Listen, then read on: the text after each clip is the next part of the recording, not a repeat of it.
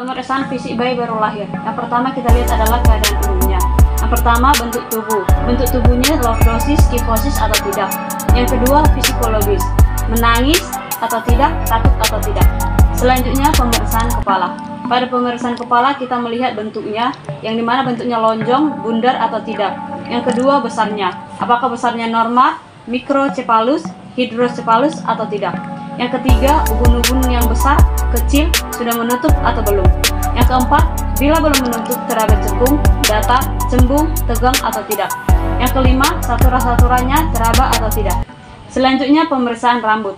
Di dalam pemeriksaan rambut ini kita melihat yang pertama itu warnanya, di mana warnanya itu hitam, merah jagung atau putih. Yang kedua, kesuburannya, di mana kesuburannya itu dia lebat, tipis atau tidak. Yang ketiga, mudah rontok, tidak botak atau tidak. Yang selanjutnya itu adalah pemeriksaan muka.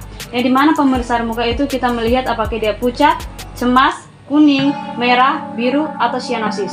Yang kedua, kulit wajah. Dimana kulit wajah itu kita melihat ada halus, kasar, jerawatan atau tidak.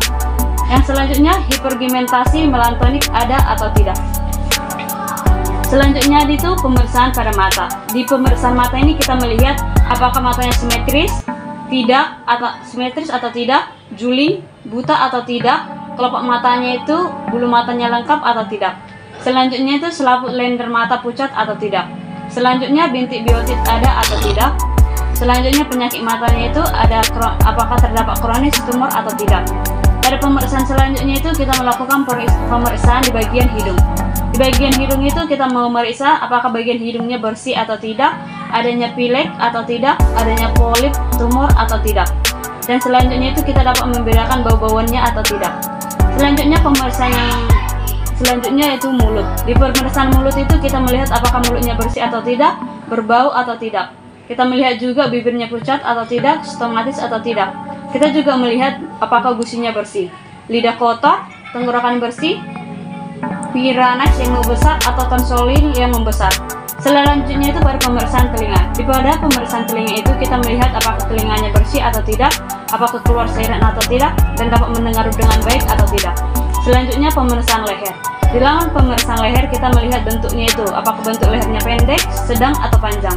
Adakah pembesaran kelenjar tiroid ada atau tidak, atau pembesaran kelenjar limfe ada atau tidak. Yang selanjutnya di pemeriksaan leher itu kita juga melihat hiperpigmentasi pada kulit leher. Yang selanjutnya arteri karotis palpasi jelasnya ada atau tidak. Selanjutnya pemeriksaan ketiak. Di dalam pemeriksaan ketiak ini kita melihat apakah kulit pasien bersih atau tidak, adakah benturan atau tidak. Selanjutnya dalam pemeriksaan darah kita melihat apakah bentuk dadanya normal atau tidak. Kalau dia pasien wanita, kita akan melihat apakah ada buah dada, puting susu, hiperpigmentasi adanya atau tidak. Selanjutnya ekstremitas atas atau lengan. Pada bagian lengan ini kita melihat apakah lengannya yang kanan atau kiri atau tidak. Apakah jari-jarinya lengkap atau tidak. Kita melihat juga pada bagian kuku. Kita melihat bagian kukunya itu pucat, kotor, panjang, biru atau tidak. Selanjutnya pada bagian abdomen perut. Di bagian abdomen perut ini kita melihat apakah perutnya membesar atau tidak. Saat kita melakukan tekanan, apakah dia merasakan nyeri atau tidak. Selanjutnya, adakah bekas operasi atau tidak. Selanjutnya, pada pemeriksaan perut ini kita menggunakan stetoskop untuk mendengar adakah bekas pusar atau tidak. Selanjutnya itu kita melihat bentuk pusarnya.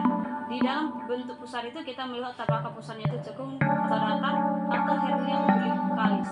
Selanjutnya kita meraba apakah terdapat tumor pada bagian abdomennya atau tidak. Selanjutnya ekstremitas bawah atau paha atau kaki. Bagian paha ini kita melihat apakah keadaannya itu simetris atau tidak, tibia baik atau tidak, apakah odeemianya ada atau tidak, varisesnya ada atau tidak. Kita juga melihat di bagian kaki apakah jari-jarinya lengkap atau tidak, dan kita melihat juga telapak kakinya itu cekung atau tidak. Selanjutnya itu pemeriksaan punggung. Di dalam pemeriksaan punggung ini kita melihat tulang punggungnya itu simetris atau tidak, kifosis ada atau tidak, hiperlordosis ada atau tidak. Selanjutnya itu kita beralih kepada pemeriksaan genitalia atau alat kelamin dan anus.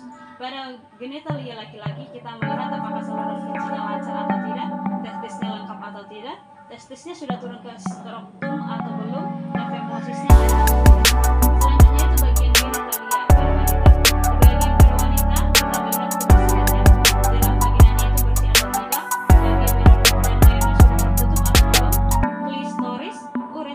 vaginanya lengkap atau tidak. Selanjutnya pemeriksaan neurologi.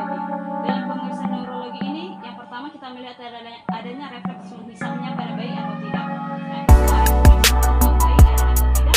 Yang ketiga, refleks menggendong pada bayi ada atau tidak. Yang keempat, refleks biologis ada atau tidak. Yang kelima, refleks evakuasi ada atau tidak. Selanjutnya dan yang terakhir adalah kita melihat tingkat kesadarannya. Kita melihat tingkat kesadaran pada bayi, dia itu sadar atau tidak, pasien pada bayi itu letargi atau tidak, pasien aktundasi atau tidak, pasien stupor atau tidak.